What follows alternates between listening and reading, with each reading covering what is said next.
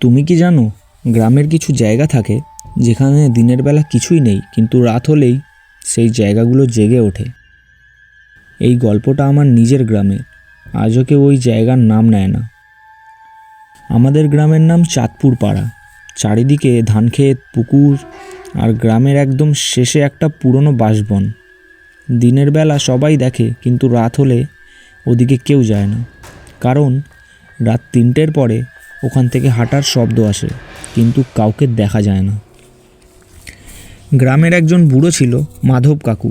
সে বলতো, বাঁশবনে কেউ থাকে, ওরা মানুষ না। একদিন সন্ধেবেলা কাকু বলেছিল, 20 বছর আগে ওখানে একটা লাশ পাওয়া গিয়েছিল।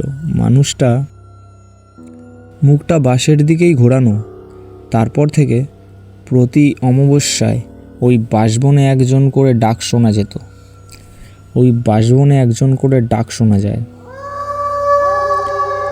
একদিন সাহস করে আমি আর আমার বন্ধু রবি রাত 2:30 বাঁশবনের দিকে গেলাম।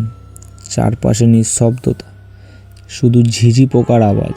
ঠিক তখনই আমার কানে একটা আওয়াজ এলো, এই কেউ আছিস? রবি বলল, তুই কিছু শুনলি? আমি কিছু বললাম না। ঠিক রাত 3টে বাজতেই বাঁশগুলো একসাথে নড়তে শুরু করলো, কিন্তু হাওয়া ছিল না। হঠাৎ দেখলাম বাঁশের ফাঁক দিয়ে একটা ছায়া হেঁটে যাচ্ছে। পা আছে, কিন্তু মাটিতে পায়ের ছাপ নেই। রবি হঠাৎ চিৎকার করে বলল, ও আমার নাম জানে কি করে? কারণ এখন বাঁশবন থেকে আওয়াজ এলো, রবি ফিরে আয়। আমরা দৌড় দিলাম।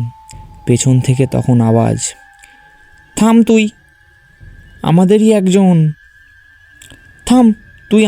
একজন।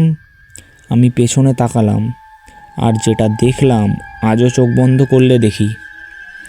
একটা লম্বা মানুষ, মুখ নেই, শুধু বাঁশের মতো খাজ, হাঁটছে কিন্তু মাটি ছুঁচ্ছে না। আমরা অজ্ঞান হয়ে পড়েছিলাম। সকালবেলা গ্রামবাসীরা আমাদের পেল বাঁশবনের ধারেই, কিন্তু রবি আর কথা বলে না। আর আজও রাত 3টে বাজলে সে জানলার দিকে তাকিয়ে বলে, ওরা ডাকছে। এই গল্পটা বানানো নয়, এই গ্রাম আজও আছে, আর বাঁশবনটা এখনও দাঁড়িয়ে। তোমাদের গল্পটা কীরম লাগলো আমায় কমেন্টে জানাও। চ্যানেলটাকে সাবস্ক্রাইব করে রাখতে পারো আরও এরম গল্প শোনার জন্য।